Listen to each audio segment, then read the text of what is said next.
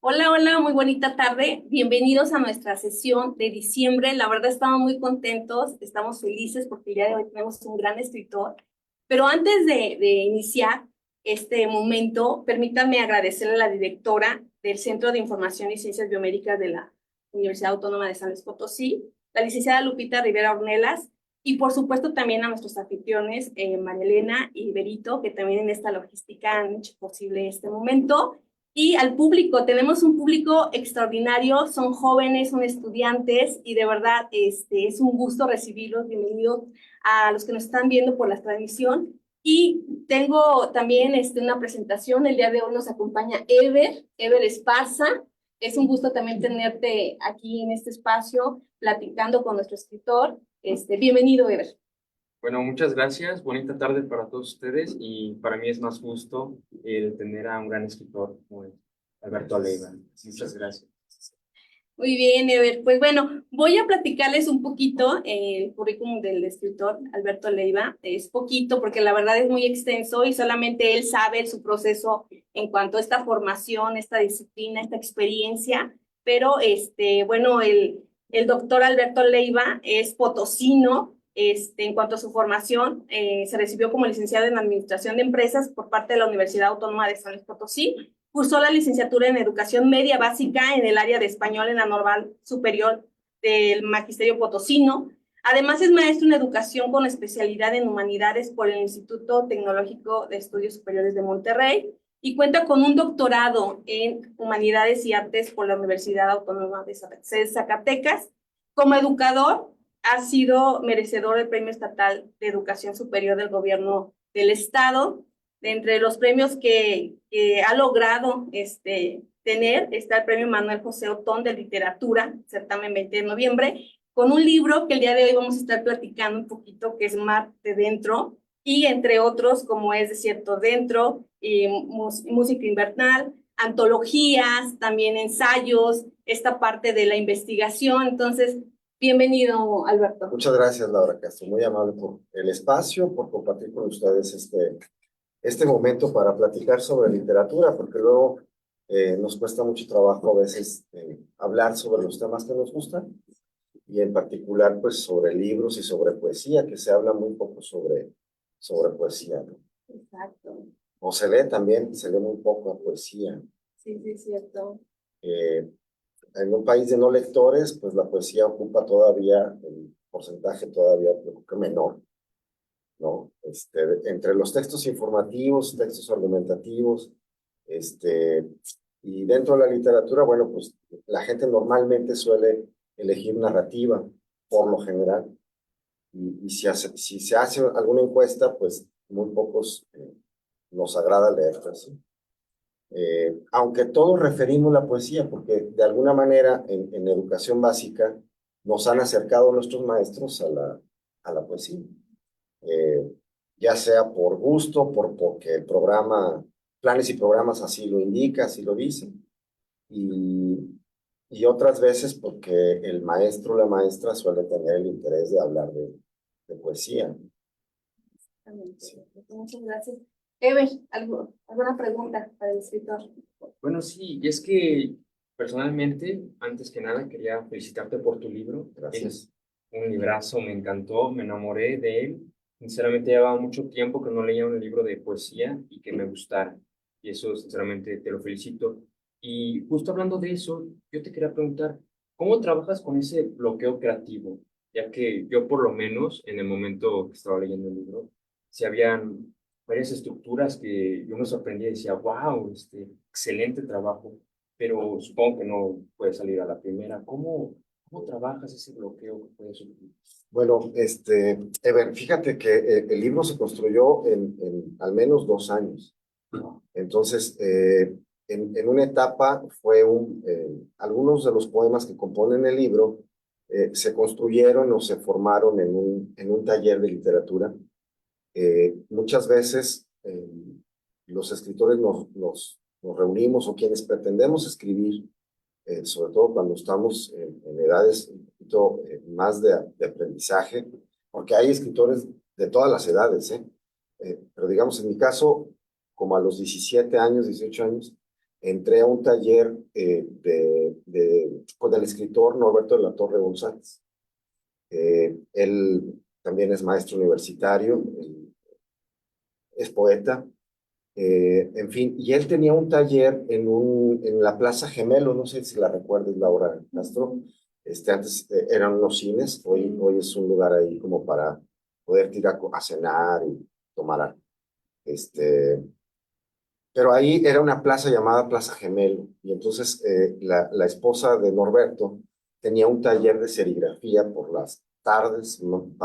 Por la mañana para damas, por la tarde era para jóvenes infantiles, para jóvenes y un público infantil, y por el otro lado, en las noches, Norberto lo tomaba como un espacio para tener un taller de poesía.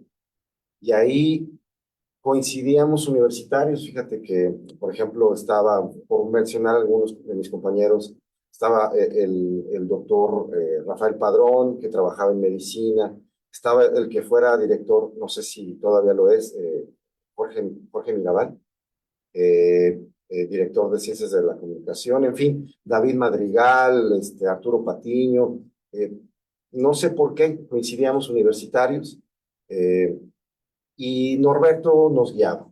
Entonces, muchos de estos poemas se construyeron con la ayuda del taller, porque luego la idea del taller nos resulta o nos da un poco de temor porque uno eh, no quiere exponerse a los demás y sobre todo no le gusta la crítica a veces. Si uno pretende escribir, pues logras con el tiempo desarrollar la autocrítica, pero, pero también necesitas ayuda, necesitas quien te vaya guiando en qué ver, qué dejar de lado, qué cosas atender de tu escritura. Entonces, bueno, eh, durante mucho tiempo trabajamos, cada quien llevaba su producción, había diferentes intereses, había quien llevaba narrativa, había quien llevaba poesía, y en mi caso, pues siempre trabajé la poesía y pues te daban durísimo, es decir, la crítica a veces era muy mordaz y no te iba bien, entonces uno creía que había escrito una cosa así, casi creo que para competir con Octavio Paz, y resulta que lo que habías escrito no tenía sentido, no tenía razón de ser, le faltaba intención, le faltaba que comunicara realmente. Entonces a veces también ocurre eh, ver que entre lo que estamos pensando y lo que escribimos hay una enorme distancia. A veces nosotros queremos decir algo y creemos que es importante señalar una idea que tenemos, mezclarla con alguna emoción, pero al momento de llevarla al texto ya hay una enorme distancia entre lo que queremos decir y lo que realmente plasmamos. Y a veces las barreras están nos falta leer, nos falta mejorar nuestra escritura, nos falta estructurar nuestro pensamiento y nos falta también moldear nuestra sensibilidad. Todos los seres humanos somos sensibles a lo que sea, a cualquier cosa, somos sensibles. Unos más sensibles a ciertas cosas, a ciertos temas, a ciertas inclinaciones y otros a diferentes. Entonces, si tú no logras ir moldeando tu sensibilidad hacia el objeto artístico, en este caso la poesía, es mucho más difícil que se convierta tu pensamiento en algo real, en un producto literario. Sí. Entonces, bueno, 2 años, Ever, de estar duro y dale en el taller, trabajando los textos, ¿no? Hasta que te sientes satisfecho con el texto, ¿no? Por ejemplo, en el libro de 2017, que se publicó en 2018, que se llama Desierto Dentro, yo quería hacer una trilogía, por cierto. Era Mar de Dentro, Desierto Dentro y Sueño Dentro. Ya Sueño Dentro ya lo dejé ahorita descansar un poquito. Y con Desierto Dentro, la verdad fue un trabajo de mucha soledad, porque ya habían pasado más de 18 años desde que yo trabajaba taller. Digamos que aprendí con el tiempo, con mis lecturas y de manera autodidacta, además de la ayuda de los talleristas, aprendí a tener autocrítica y el libro de 2018, Desierto Dentro, pues fue un trabajo, me pasé un verano repasando el libro al menos 30 días diario. Entonces, es un libro del que me siento todavía más orgulloso que el primero, ¿no? Porque fue un trabajo de mucha autocrítica, ¿no?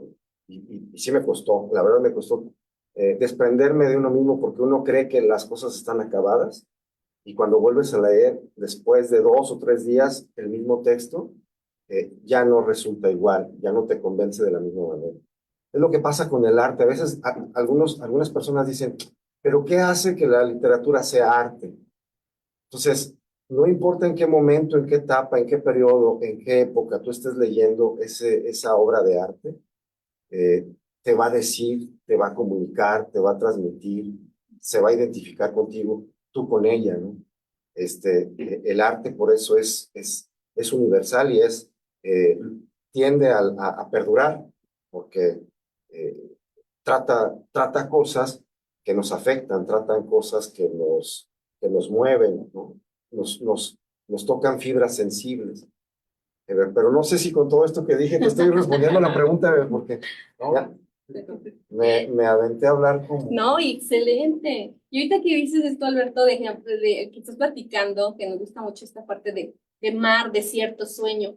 ¿Por qué esas connotaciones? ¿Qué es lo que te llevó? Y sobre todo esta parte de la trilogía, ese seguimiento. Y lo que mencionas, hay algo emocional, un vínculo, digo, al final escribes, pero debe de existir un libro que digas, este para mí es especial por este tema. Claro. Bueno, por ejemplo, Desierto Dentro es muy particular entre los dos primeros, porque Desierto Dentro es una etapa de crisis emocional en mi vida. Pasé cosas muy complicadas a nivel personal, y entonces pues uno está sumido en depresión, o está sumido en crisis de ansiedad, te pasan cosas, ¿no? Y como decía el romano Terencio, nada del humano te es ajeno, ¿no? Entonces, pues a veces te toca reír, a veces te toca estar alegre, y hay otras ocasiones en la vida que la vida te requiere paciencia, tranquilidad, que trabajes en ti. Bueno, Desierto Dentro es un libro que me ayudó y representó una catarsis, porque toda aquella frustración, toda aquella dificultad, aquellos problemas emocionales de pérdida, etcétera, etcétera, las fui canalizando al libro. Entonces es un hombre, el libro es un diario, ¿no? Es un diario de un hombre que decide internarse en el desierto. Primero lo pensé que iba a ser algo así como cuando ustedes saben que Jesús, previo al trabajo de evangelizar, él decidió irse 40 días al desierto. Muchos dicen que, bueno, desde luego para limpiarse, para prepararse, ahí fue tentado, ahí le pasaron cosas, pasó hambre, etcétera, etcétera. Y yo creía que podía hacer algo relacionado con esos 40 días, como una cuarentena en el desierto. Al final no, la idea se transformó en otra cosa. Entonces decidí que un hombre, que es el yo poético, el sujeto poético del libro, se internara en el desierto e iba a pasar cosas que hay en el desierto. En el desierto no hay nada. Entonces él se iba a enfrentar a su vacío, ¿no? Pero el vacío resulta que era tan abrumador que empezó a encontrar en las piedras, en los sueños, en la sed, cosas que lo hacían estar vivo, que le permitían echar como un cable a tierra, ¿no? Como en la canción de Fito Páez, que así dice, echa tu cable a tierra. Pues él en las pequeñas cosas empezaba a encontrarse, ¿no? Y empezaba a hablar de su dolor, y empezaba a hablar de su tristeza, y al final, pues, después de deambular tanto tiempo por el desierto, pues se encuentra un oasis, una oportunidad de decir, bueno, también tengo derecho a amar, también tengo derecho a que me amen, en fin, cosas de esta naturaleza que el yo poético, el sujeto lírico, pues, se fue enfrentando hasta que se dio cuenta que era capaz de absorber el desierto, y el desierto estaba dentro de él, ¿no? Ya él había transformado su desierto, ¿no? Y ya era un hombre nuevo. Entonces, bueno, y Mar de Dentro es un esfuerzo mucho más técnico por comprender, por entender, acercarme a escribir mucho más formalmente la poesía, ¿no? Pues porque uno de niño también escribía sus Sí. poemas y la verdad es que yo me acuerdo en segundo año de primaria, yo había escrito supuestamente unos versos que a mí me parecían extraordinarios, no eran nada. Entonces llego con mi mamá y mi hermana, y les leo mis primeros versos, segundo año de primaria. Les digo, oigan, escribí unos versos, porque además mi maestra de primaria nos ponía a recitar y ella leía poesía. Entonces, pues yo puse ahí que yo me acuerdo, yo moriría como un perro por ti, patria. Entonces, pues justamente lo que Ever y Laura están haciendo, pues ellos se atacaron de la risa y dijeron, bueno, pues ¿es en serio esto que estás diciendo? O sea, y pues estaban riéndose y yo así dije, ¿qué, qué cosa tan seria debe tener la poesía que cuando la lee mi maestra de primaria, nosotros no nos reímos? O sea, qué importante debe tener el lenguaje que ella nos comparte en las lecturas o que nos hace leer, que a la gente la hace quedar en silencio o hablar consigo misma. Entonces yo decía, estoy escribiendo algo que les da risa, entonces yo digo, no, esto no es por ahí. O sea, ¿qué es la poesía? ¿Qué debo de comunicar para que el otro se quede en silencio? ¿No? Eso yo medio pensaba de niño, bueno, a un modo de niño, ahora lo estoy como traduciendo, ¿no? En fin, y así empecé a escribir. En secundaria también escribí mi primer poema, porque en secundaria la poesía es declamatoria. Y a mí, no sé, a los demás, cada quien, los respeto totalmente los gustos de cada quien, pero la poesía declamatoria no me gusta. A veces son piezas más como dramáticas, ¿no? Que propiamente la poesía en sí misma. Y entonces, pues la poesía era declamatoria y ahí escribí una poesía para poderla declamar en el concurso. Al final no se pudo. Mi papá era mi maestro de español, de tercer año de secundaria. Entonces mi papá nos convoca, él no me había escuchado ni sabía que yo escribía. Entonces, nos convoca a una poesía, todos estaban aprendiendo, ya sabes, mamá, soy Paquito, los motivos del lobo, de Rubén Darío, en fin, todos esa, el brindis del bohemio, que son unas cosas así que lloras de la tristeza de escucharlo, ¿no? Y además la gente que lo recita tiene que ser muy dramática para, para, para convencer al público, para ganar el favor del jurado, ¿no? Entonces yo dije, no, yo voy a escribir algo mío. Entonces ahí fue cuando ya escribí un poema mucho más en forma, según yo, que lo dediqué a la amistad y total que se suspendió en aquellas épocas el concurso, ya no pude yo decirlo, en fin, pero me quedé con el entusiasmo de la escritura y dije, bueno, me sentí bien, me sentí mejor, creo que voy a seguir escribiendo. Y ya no lo dejé, vamos, empecé a hacerlo con regularidad y luego busqué lugares donde me pudieran orientar a poder escribir.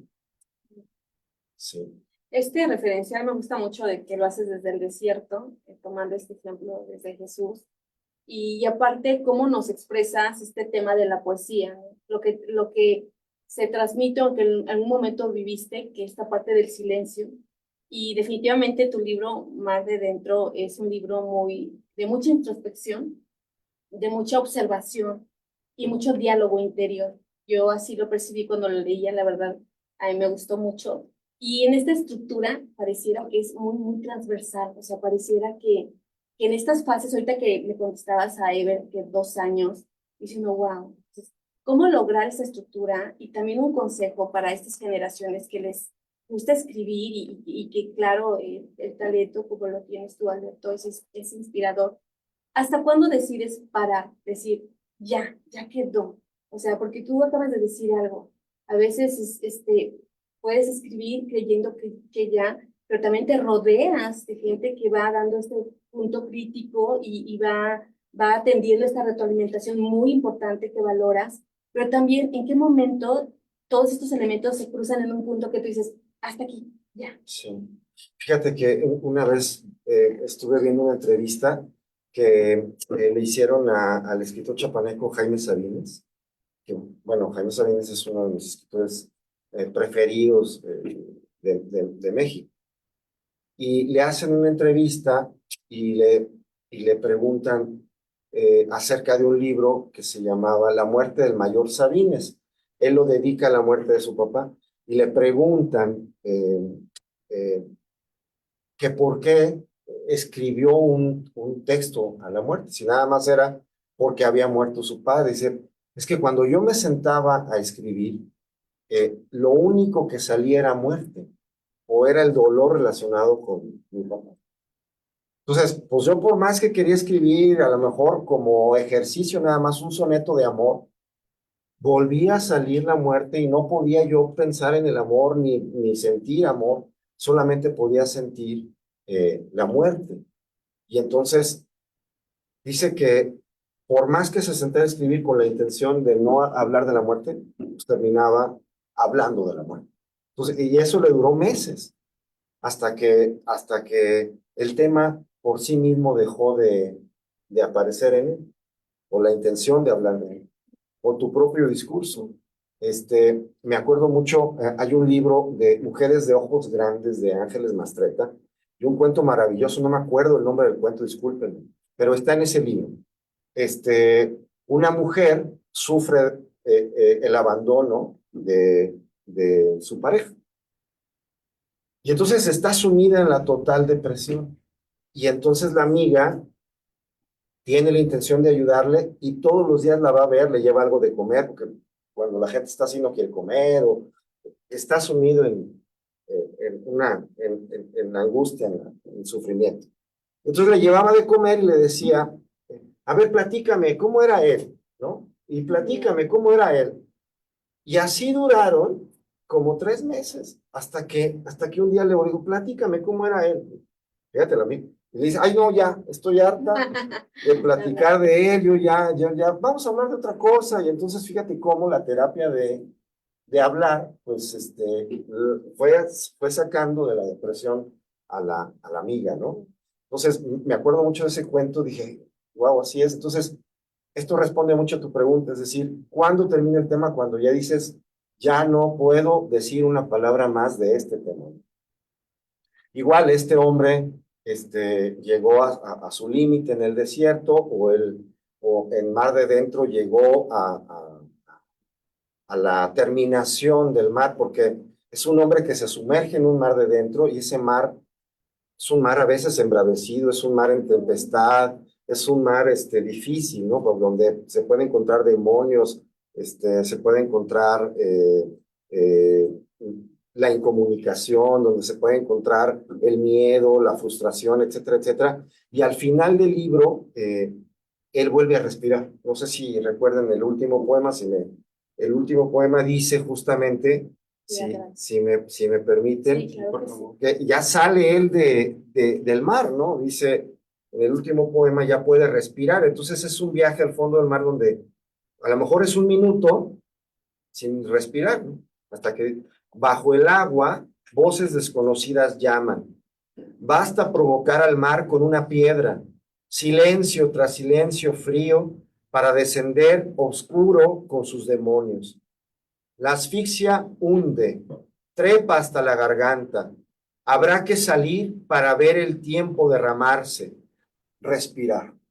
Entonces, ya al final del libro, pues el hombre vuelve a respirar, ¿no? Era como meterte en ti mismo y cuando sales del mar, vuelves otra vez a la bocanada de aire, no vuelves a jalar y ya pasó, ya salió. Entonces, creo que ese poema salió así porque ya no había más que decir de parte del sujeto lírico o del yo poético, ya no había más que decir de ese mar dentro, ¿no? Entonces ya respiró y dices, bueno, ya, ¿no? A lo que sigue, ¿no? Y otra cosa. Excelente. Ever. Y es que, bueno, regresando al tema del arte, La verdad, qué magnífico es el arte, qué magníficos son los libros, que puede pasar el tiempo y te transmite aún esa información tan importante. Sí. Justo eso, también la versatilidad que tienes en el libro con el tema del mar, a mí me sorprendió, porque no solo te quedaste enfrascado en un tema, sino que lo exploraste con varios aspectos, con mucha prosa, que, repito, me encantó. Justo por eso, ¿cómo logras esta, bueno, a mi punto de vista de lector, esta facilidad para explicar, para dar, a llegar a entender el mensaje que quieres con este libro? Ver, quién sabe, qué pregunta tan difícil, porque no sé si realmente el mensaje se pueda, ándale, ya se enojó el libro. No le gustó la No, está muy bueno. En realidad, no sabes si el mensaje que tú quieres transmitir llegue realmente al receptor en el modo que tú lo percibes.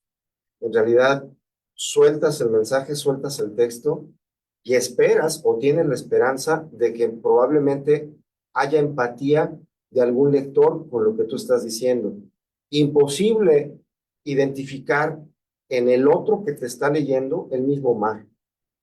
Seguramente cuando tú estés leyendo, tú vas a encontrar tu propio mar y vas a decir, este es mi propio mar. Y lo que te detona pensar en tu interior es haber leído una serie de versos que te dejaron pensando o que te permitieron evocar alguna parte de ti que no te gusta, que te compromete o algo difícil. Entonces, cuando eso pasa, ya estamos empatados, o sea, ya el texto cumplió su cometido de poder tocar en ti una fibra sensible, tocar en ti una posibilidad de que tú reflexiones tu vida o hagas sensibilidad con lo que está pasando. Es decir, eh, a veces yo me acuerdo eh, que leí a un escritor hablando de su experiencia, ahorita les digo exactamente el nombre de la escritora. El texto se llama La frontera indómita. Y ahorita me acuerdo de la autora. Eh, Ella hablaba que cuando estaba enferma de algunas, por ejemplo, alguna vez se enfermó de vías respiratorias y empezó a leer un libro y el libro le empezó a hacer que llorara. Que la historia estaba conmovedora y ella lloraba, lloraba, lloraba. Dice, era tanto lo que lloraba por lo que estaba leyendo que al final de cuentas me curó las vías respiratorias porque de tanto llorar, de tanta secreción, pues terminó por limpiarse, ¿no? No se dio ni cuenta. Entonces, pues a veces cuando uno lanza un texto, uno pretende que con eso a lo mejor algo en ti se limpie o evoque o salga a la luz y digas, caray, no estoy solo. O sea, hay alguien que siente o piensa parecido a mí o que se parece a lo que yo pienso y siento. Entonces, ahí es cuando ya dices, híjole, creo que vale la pena compartirlo, ¿no? Que al final de cuentas todos los escritores en la narrativa nos comparten sus historias y ya las dejan y uno lee en ellas cosas que a lo mejor el escritor ni se imaginó que iban a provocar, ¿no? Igual pasa con la poesía, es como haces un mensaje, lo pones en una botella, tapas la botella y la avientas al mar. A ver quién la lee, la destapan y dicen, caray, ¿qué hago con esto? Y lo demás corre por cuenta de cada lector. Sí. Muy bien. Excelente. Estaba viendo en este currículum la docencia, la educación. De verdad que creo que en lo personal es un tema que me llama mucho la atención. Yo creo en la educación y me gustaría mucho, Alberto, que nos comentaras cómo influyes en este ambiente educativo, cómo logras también que en el aula, ahorita este acercamiento que dices, sobre todo porque poesía es difícil, tiene su detalle, es muy bonita, pero ¿cómo logras que tus alumnos se acerquen a la lectura, tus alumnos se acerquen a la escritura? ¿Cuál es tu experiencia en este tema de la docencia? Bueno, Laura, ojalá que mis alumnos se acerquen a la lectura. No, sí. Eso es lo que uno pretende, ¿no? Porque fíjate que una vez entrevistaron estoy citando obviamente a mis escritores favoritos, pero una vez entrevistaron a Jorge Luis Borges y él dio muchas clases en las universidades de Estados Unidos Eh, y él comenta que cuando empezaba un curso de literatura, él les decía, ¿saben qué? Yo no pretendo enseñarles literatura, la verdad eso es más de lo que yo pudiera esperar. Dice, lo que yo pretendo es contagiarles mi gusto por la literatura. Entonces, en realidad no sé si les está enseñando literatura, pero al menos me esfuerzo mucho por contagiarles el ánimo de leer poesía o el ánimo de leer literatura en general.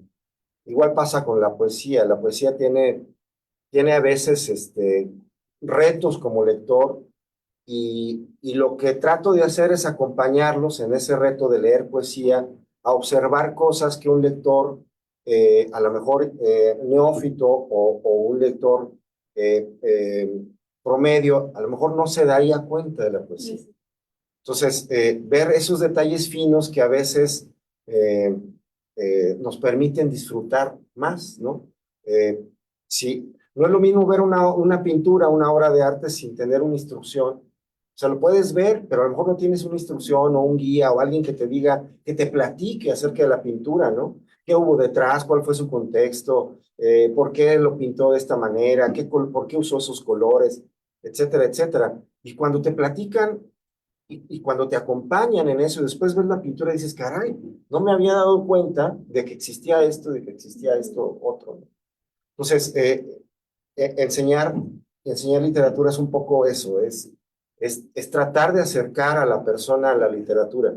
Ya enseñarle es una pretensión altísima. La verdad es que nada más acercarlos y a lo mejor que logren tener un gusto por ella, ya es una ganancia tremenda, ¿no? Ahora, con personas que van a ser maestros, Laura y Ever, pues sí, tu esfuerzo debe de ser un poquito mayor porque debes de esforzarte por tratar de darles elementos lo más certeros o asertivos posibles para que ellos pues también tengan una mejor noción de las cosas. No es lo mismo enseñarle a un público que está compartiendo una lectura por pues digamos, por el mero gusto de leer, por placer de leer, a un público que se va a enfrentar a un grupo de adolescentes o un grupo de niños, eh, ahí tienes que poner mayor esfuerzo en, en tratar de darles contenidos que les ayuden. Y la apreciación, así es. Ever, una pregunta antes de pasar al público, adelante. Sí, bueno, yo como lector creo que tengo un poema favorito en especial, pero a mí me interesa, tú como escritor, Alberto, ¿tienes algún poema que tú digas, este es el exacto, este es el que más me gustó, el que mejor define todo? ¿Tienes alguno en específico? Fíjate que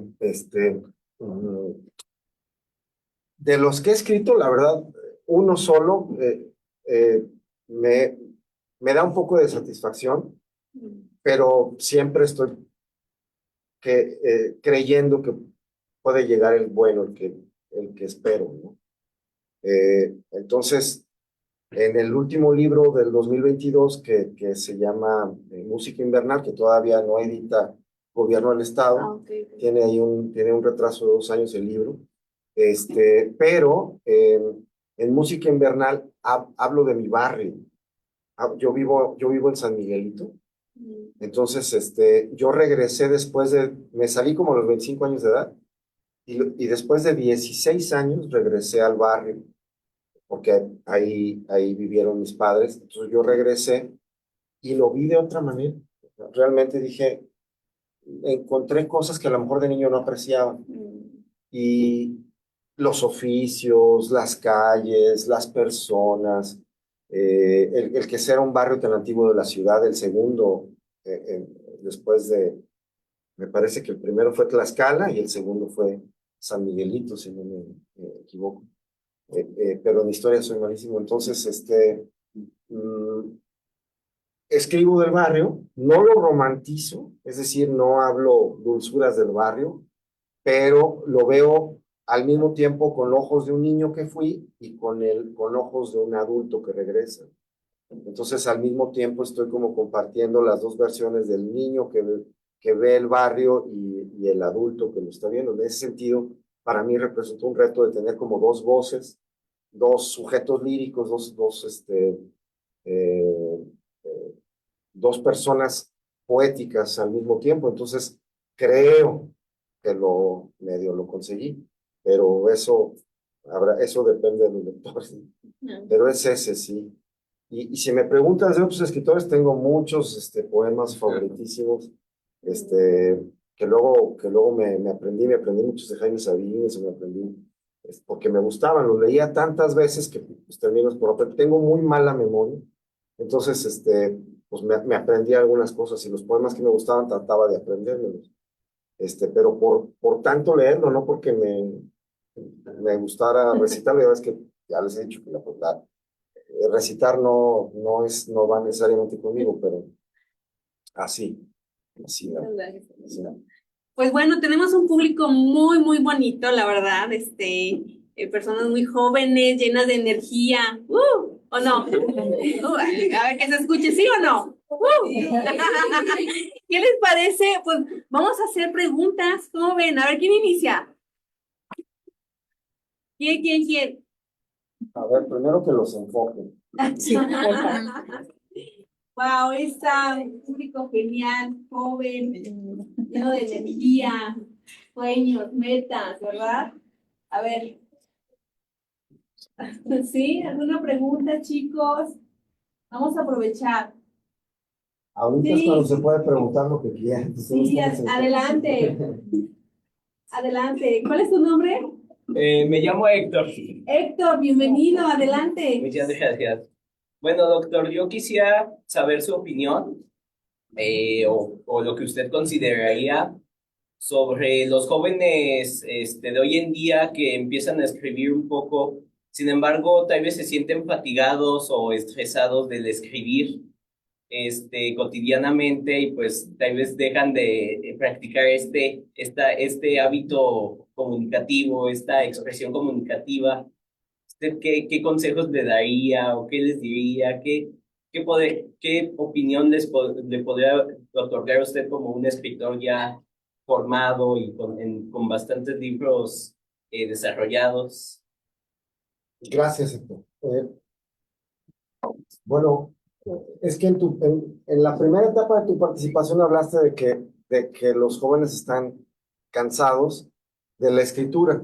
Y a lo mejor, sin tratar de interpretar lo que estás diciendo, porque de eso no se trata, sino de acercarme a poderte responder, yo diría que a lo mejor siempre hemos estado enfrentados, o los jóvenes están enfrentados a la escritura de tipo académica, ¿no? Muy pocas veces han experimentado, si no es por la escuela, la escritura creativa.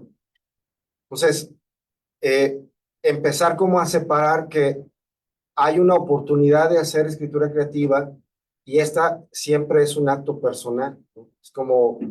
Es como aprender a andar en bicicleta o en patineta. No hay quien se suba contigo.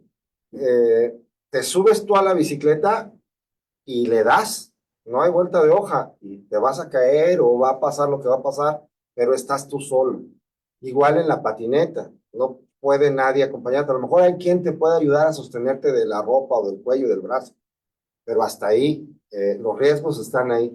Entonces, cuando te enfrentas positivamente a una escritura creativa, tienes la oportunidad de ver en ella un espacio no solamente para expresarte, sino para compartir, para comunicar a los otros. Y eso es oro molido, ¿eh?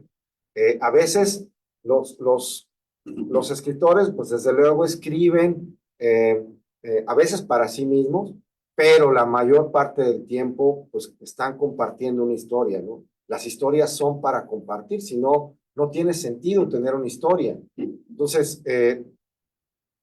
ver el lado creativo, ver el lado divertido de la escritura y los beneficios que puede traer la escritura creativa para ti son bastantes. Uno, la capacidad de hacer introspección, de conocerte más a ti mismo, la oportunidad de tener una catarsis, o sea, sentir alivio por algo que te está volviendo loco adentro de ti, que no te deja tranquilo y ver que la escritura es una oportunidad para poder despresurizar eso que tienes ahí.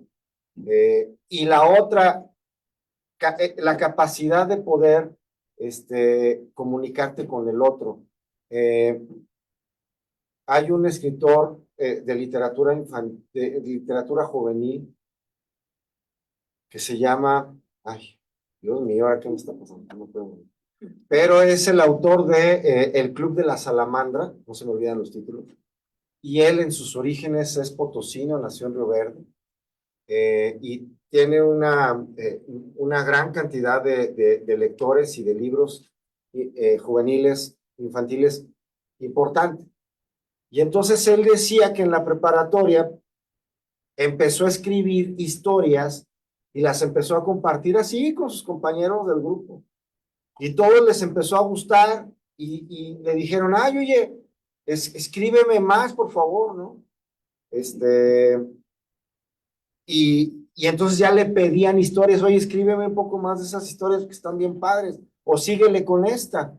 Entonces él empezó a ver pues que lo que escribía gustaba, ¿no? A veces nos da miedo compartir, ahí traemos el diario, que no es malo, ni mucho menos.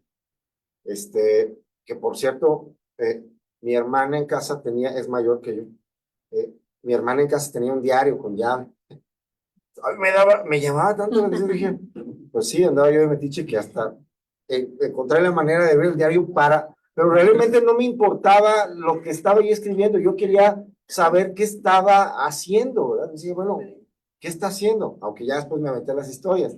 Estaban más buenas las historias en fin. Entonces, hay que darse la oportunidad de intentar la escritura creativa y compartirla. O sea, sí, al principio a lo mejor nos va a costar trabajo, porque la escritura es un oficio y todos los oficios se practican, ¿no?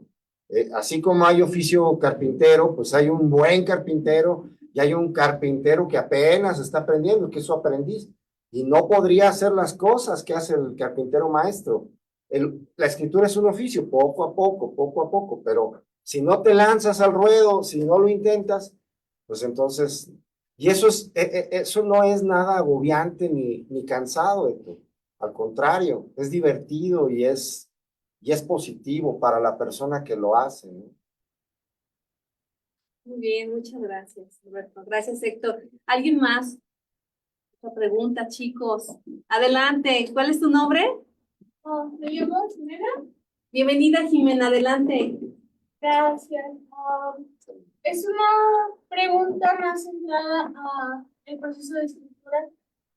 Y es algo que a mí en lo particular de los escritores me llama mucho la atención, que es al momento de que cuando se toma algo de la realidad presente que nosotros visualizamos, el autor en su ejemplo mencionaba de como el guía poético en su libro de Cierto Dentro, por ejemplo, relacionaba el oasis con una nueva oportunidad, relacionaba la soledad, esa parte sentimental con cosas realistas. Entonces, mi pregunta va centrada a cómo es ese proceso que usted toma como escritor para establecer esta conexión, este enlace entre un elemento real, tangible que nosotros vemos y el elemento emocional, sentimental, tan bonito que involucra la poesía. No, creo que hacen unas preguntas bien complicadas. No, de verdad es que, bueno, lo que hacen los escritores, en particular lo que he leído de los poetas a los que he estado leyendo, Jimena, es que tratan de asociar eso que sienten, eso que viven, lo asocian con algo, a veces de su contexto. Por ejemplo, Jaime Sabines, de recién casado, pues no tenía un trabajo, no tenía un oficio, y de escritor pues no se vive. Bueno, en la poesía menos, pero los otros, porque sí hay escritores de mucho éxito, digo. Pero bueno, en el caso particular de Jaime Sabines, cuando se casa, su familia era una familia que pues tenía algunos bienes y su hermano mayor Juan le dice, pues vete a la tienda de abarrotes de la familia y atiéndela y de eso vive, ¿no? Y entonces, pues Jaime Sabines nunca fue comerciante. Aprendió a ser comerciante porque eso le daba de comer, pero se encierra ahí y abre la tienda de abarrotes y tenía que vender. Y el comercio le deprimió tanto que empezó a escribir. Y ahí escribió Tarumba. Tarumba es un libro de un sujeto lírico que habla con un ser imaginario llamado Tarumba, con quien platica, porque él estaba siempre solo en la tienda, desde que Dios amanece hasta el anochecer, para vender. Una tienda de abarrotes, imagina todo lo que se vendía. Vendían hasta telas, velas, todo lo que te imaginas en una tienda de abarrotes grande. Y entonces, él se imagina estar hablando con esta figura imaginaria que le llama Tarumba, y le está contando cómo se siente. Dice, a la casa del día entran todos, Tarumba, entramos tú y yo, ya sé, ya conozco a las gentes, sé cuándo se van a morir, sé de los adulterios, ¿no? Otros días se levanta y le duele una pierna y dice, ¿qué putas puedo hacer con mi rodilla, Tarumba? Con mis piernas flacas, con mis flacos días, ¿no? Y él empieza a interactuar con Tarumba porque se siente ahogado en la tienda de abarrotes y no tiene con quién hablar. Entonces, fíjate cómo Tarumba sale de la necesidad de hablar con alguien, ahí lo pone en su libro de poesía, y luego habla de su contexto, pero nunca dice de la tienda de abarrotes. Dice, a la casa del día entran todos, Tarumba, y es que pues entraban y salían personas que querían comprar cosas, y entonces, digamos que el contexto situacional del libro de Tarumba es la tienda de abarrotes, ¿no? Entonces, fíjate cómo un elemento ahí de tu contexto cercano lo ves. Entonces, a mí en particular el mar ha representado en muchos sentidos alivio, alegría, etcétera, etcétera. Y pensé que el mar pudiera representar mi interior, aunque luego lo manché. Yo manché mi mar porque en aquella etapa, pues es un mar violento, es un mar en tempestad, es un mar que tiene demonios, es un mar oscuro en muchas partes del libro, ¿no? Y cuando salgo del mar y estoy en una isla, es cuando puedo compartir el amor con alguien, o estoy viviendo un amorío, etcétera, etcétera, y luego regreso al mar. Pero el mar es retador, me da miedo, me provoca inseguridades, en fin. Entonces, uno empieza a buscar asociaciones, analogías, ¿no? Y esas analogías te ayudan a poder canalizar tus sentimientos en cosas, en el bosque. Idilio salvaje, que algunos deben de conocer, que escribió Manuel José Otón, en Idilio salvaje toma la geografía de Guadalcázar en unas caminatas que le gustaba hacer, porque le gustaba hacer, hoy le llamamos campismo, pero él le gustaba ir a cazar y se internaba ahí en los paisajes de Guadalcázar, y ahí, porque él fue Ministerio Público de Guadalcázar. Entonces, en esos caminatas que hacía, pues vivió ahí un amorío, y entonces ese fue el escenario de Idilio salvaje. Y claro que le echó la culpa a su amigo, que eso que había vivido del amor, pues era de su amigo, pero en realidad era de él, según los biógrafos, como Peñalosa y Montejano y otros más. Gracias a ti. A ver, gracias, Jimena. ¿Alguna otra pregunta, chicos? Adelante, ¿cuál es tu nombre? Arturo, bienvenido. Gracias.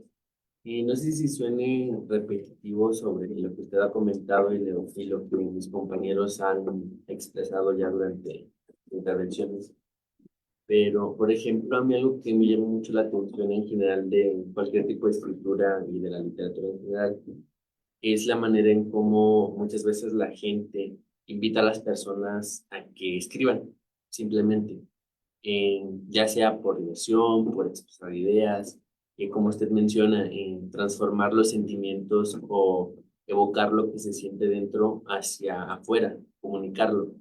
Pero de pronto yo siento que mm, no sé si sea porque ellos ya conocen, o sea, los escritores, como algún proceso o internamente ellos ya saben qué hacer.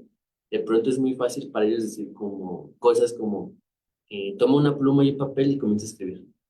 O tienes que estudiar desde la lírica griega hasta la poesía contemporánea para comprender la poesía y después escribes tú. Entonces, para mí eso es como lo complicado. En literatura tal vez no, porque pues estamos rodeados de historias y a final de cuentas la prosa es como con lo que vivimos más cercanos, pero aunque encaminados al tema que usted como que más le apasiona, que es la poesía, en ese sentido, ¿usted qué consejos daría o cuál es su postura al respecto de esto? ¿Es simplemente tomar un lápiz y escribir? ¿O si convoca como que pues no sé, no quiero decir una serie de pasos o algo como que nos, realmente yo, por ejemplo, pueda comenzar a escribir cosas que siento, cosas como para liberar, como usted menciona, situaciones o conflictos que tengo? Porque, por ejemplo, a mí no se me hace mm, como factible, a mí no me cuadra esa postura que yo escucho generalmente. Entonces, yo quisiera saber como la voz de un experto, qué es lo que opina y qué, o sea, qué sugerencias daría en este sentido. Pues lo que comentas, Arturo, que también es difícil, es una preocupación legítima de cómo empezar, básicamente, por dónde empiezo. Y yo creo que los comienzos se dan sabiéndote a ti mismo. Me voy a explicar. Eh, Tienes que encontrar en tus gustos personales una manera de hacer y de lograr. Por ejemplo, hay quienes les gusta mucho el dibujo y dibujan. ¿Qué te llevó a dibujar? Pues ver dibujos que te gustaran. A lo mejor ver caricaturas y te llamó la atención la figura, el monito, lo que fuera, o el manejo de los colores, la gama de los colores, y entonces te pusiste a dibujar. Y ahí no necesitaste de alguien que te impulsara, nada más ocupaste un conjunto de colores y a tratar de imitar lo que estaba ahí. Entonces la imitación, Arturo, ayuda mucho, pero tienes que tener un gusto. Por ejemplo, si uno escucha a cineastas como Guillermo del Toro, todos ellos cuando hablan de la experiencia de hacer películas, ellos decían que lo que más les gustaba, pues era ver películas. Y ellos trataban de imitar las películas y trataban de plantear escenarios con lo que tuvieran a la mano, monitos o lo que fuera, y ahí trataban con una cámara medio de hacer las cosas. Hay quien le gusta la fotografía y trató de tomar fotografías con su primer cámara como la tuviera. A lo mejor no era ni una cámara profesional, era una cámara totalmente fija, básica, incluso hasta totalmente eh, fuera de línea para desarrollar fotografía, y con eso empezaron. Y resulta que con eso empezaron a ir desarrollando el ojo fotográfico o la mano dibujante o el cineasta a crear sus historias y a tratar de contártelas con las imágenes. Entonces, primero, encontrar en ti tu gusto. ¿Qué te gusta? Si te gustan las mangas o el manga, pues, a lo mejor tu camino es escribir una manga. ¿Por qué nada más los japoneses? Bueno, pues que los mangas son japoneses, pues sí, pero a lo mejor imitar a la manga y hacer tu propia versión mexicana de un manga o tu propia persona arturesca del manga. E imitar no está mal. Al final de cuentas, los talleres, cualquier taller que tú te imagines, en el que participó, por ejemplo, no sé, Leonardo da Vinci, él fue alumno en un taller de Verrocchio, y Verrocchio era el gran maestro, y entonces él imitaba a su maestro, y luego el maestro le dijo, bueno, en este cuadro tú vas a pintar este angelito, ándale, te doy la oportunidad, y ya Miguel Ángel, digo, Leonardo ya pintó su angelito, ¿no? Y ahí está su primer pinino, y luego le encargó otra cosa más, y luego descubrió que tenía talento, y al rato igualó o superó al maestro y hizo su propio taller. Entonces, la imitación no está mal, puedes imitar. Si te gustan las canciones, luego saca la canción, y, e imita el formato de la canción para escribir algo, porque a ti te gustan las canciones. Imita el formato de la canción y haz algo similar.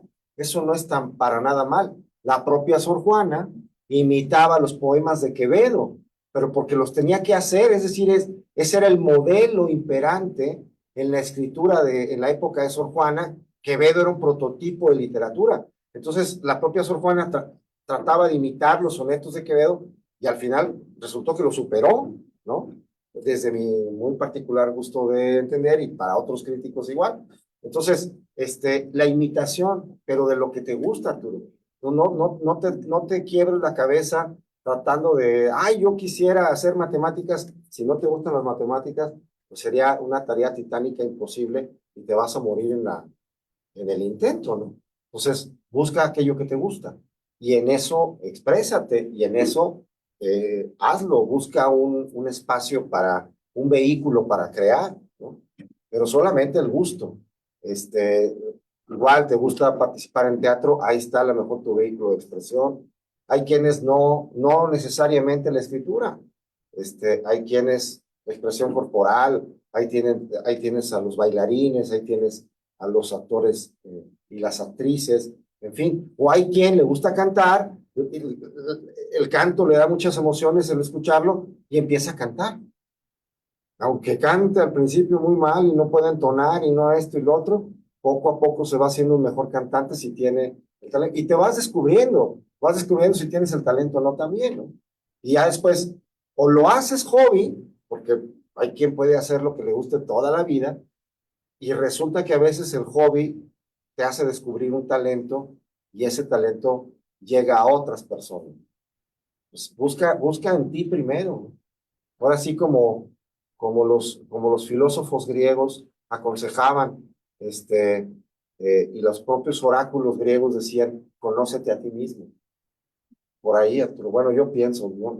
Tampoco no soy quien para andar dando consejos, pero es un camino, ¿no? Es un camino. Muy bien, gracias, Arturo. No, y aparte, qué bonito porque son mensajes muy, muy reflexivos, muy profundos, que de verdad nos invitan a cómo acercarnos a entendernos, ¿no? Ever, ¿algún comentario, alguna pregunta ya para estar cerrando? No, pues creo que he quedado muy satisfecho con esta entrevista al un gran escritor, un gran poeta, un gran maestro, sobre todo, Sí. señor Alberto Leiva, y sinceramente fue un gusto tener esta pequeña charla en donde nos comentaste, nos compartiste gran parte de tu conocimiento. Muchas gracias por eso. Al contrario, Ever, muy amable. Eres muy amable en tus palabras. Eso de gran, pues no, más bien, pues escritor nada más y ahí está bien, pero muchas gracias, eres muy amable. Alberto, pues, a ver, compartías esto de la escritura, tus obras, ¿qué estamos haciendo? ¿Qué continúan? A ver, platícanos.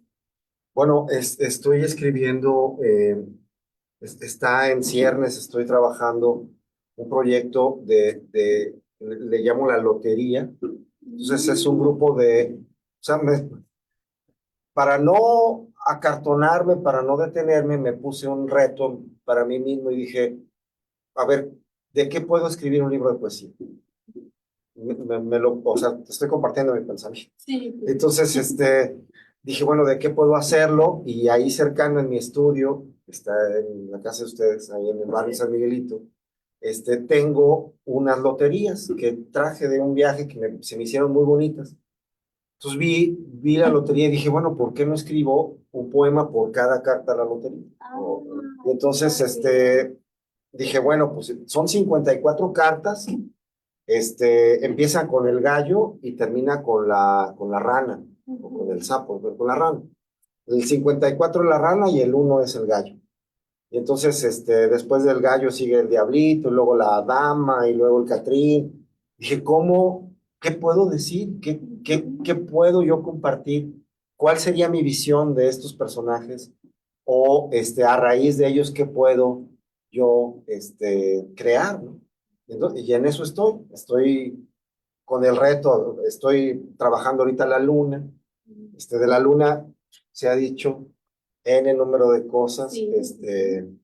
Que dice uno, híjole, seguramente esto que escriba va a ser lugar común, alguien ya lo dijo, lo vuelvo a repensar y lo vuelvo a hacer, en eso estoy, ¿no? En eso me entretengo, sí, como ves, estoy en eso. Y aparte algo tan tradicional, ¿no? Algo que nos acerca, dentro de momentos familiares, sociales, o sea, se me hace una propuesta muy interesante, creativa, y creo que podrás conectar con muchos lectores. Y también, ahorita retomando, me quedé pensando en la pregunta de Arturo y con lo que dijo. ¿Qué método? ¿Cómo escribes tú? O sea, ¿qué método, protocolo? ¿En qué momento escribes? O sea, dices tú, ¿sabes qué? Este es mi momento, en las noches, en las mañanas, en mi escritorio me viene la idea y paro lo que tengo y me agarro a escribir.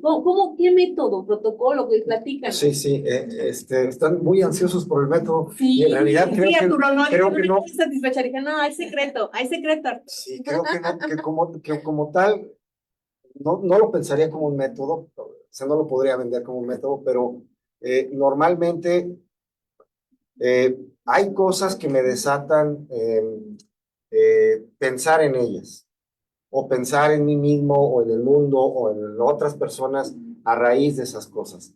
Entonces, no corro, lo primero que hago es no correr al papel, porque luego a veces dicen, apúntalo porque se te va a olvidar. Yo ya sé que en mi caso no funciona eso, o sea, Ok.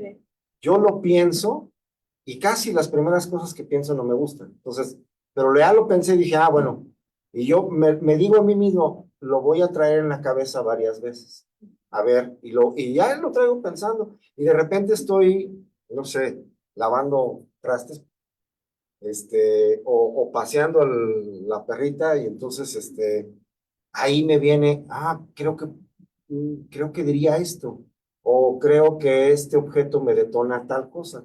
Y ahí lo voy trayendo en la cabeza, en la cabeza, en la cabeza, de tal manera que cuando ya me siento a escribir, que suelen ser a veces los fines de semana, sábados en la mañana o domingos, donde no tengo quien te interrumpa mucho o quien te llame, etcétera, etcétera. Entonces, ya me encierro, pongo musiquita que me gusta, pero yo ya traigo días de trabajo en la mente con un tema. El tema puede ser a veces que saliste ahí a caminar y viste una basura tirada, ¿no? Y dices, caray, o sea, y te llamó la atención el color, la forma, el olor, lo que sea. Y entonces empiezas a comenzar a pensar en ello y se convierte en una idea posible para un verso, y luego ese verso se convierte en un poema, ¿no?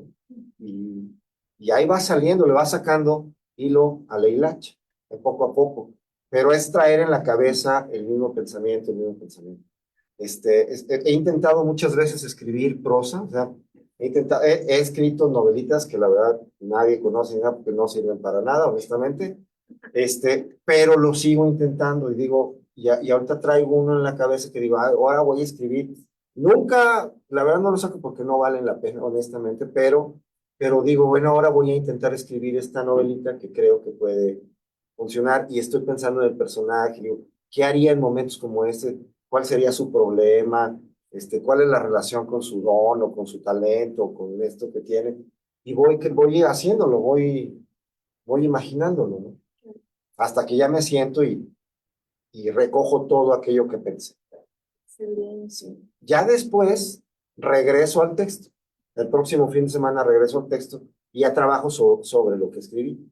Quito lo que no me gustó, dejo lo que sí, y aparecen nuevas ideas, y luego ya el texto va evolucionando. Ya trabajo sobre el texto. Pero el primero es una bola de nieve que traigo en la cabeza. Sí, sí. Ya ves, Arturo, por ahí va, por ahí va. No, muchas gracias, Alberto, por compartirlos. Y a ver, platícanos, ¿dónde conseguimos tus libros, tus redes? Bueno, el libro de Mar de Dentro está en Amazon, ahí lo pueden comprar. Hay ediciones de pasta dura y pasta blanda.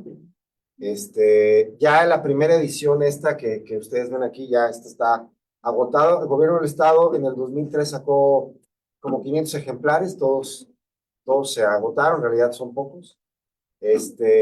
Y luego del 2017 ya no tiene otro paradero. Estoy preparando una antología con los 3 libros. Ay, excelente.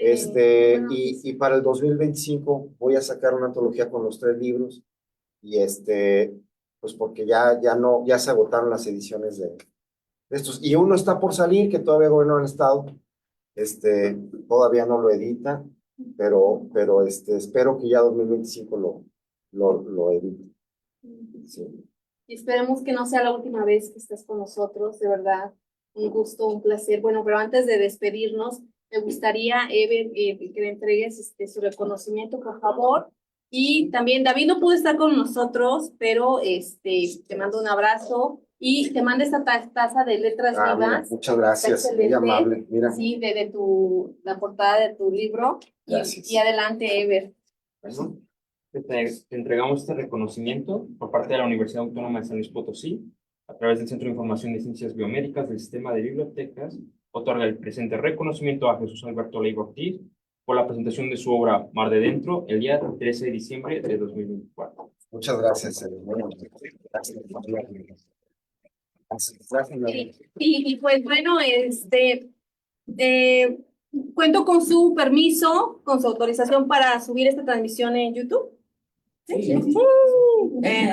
Muy bien. Ever, primero, muchas gracias por tu participación. De verdad que es grato tener participantes tan jóvenes, porque estás muy jovencito y sobre todo conocer la perspectiva también desde tu edad a través de esta lectura, a través de lo que aporta el escritor, ¿no? La conexión. Y este público hermoso que también son jóvenes, son estudiantes, que de verdad les agradecemos.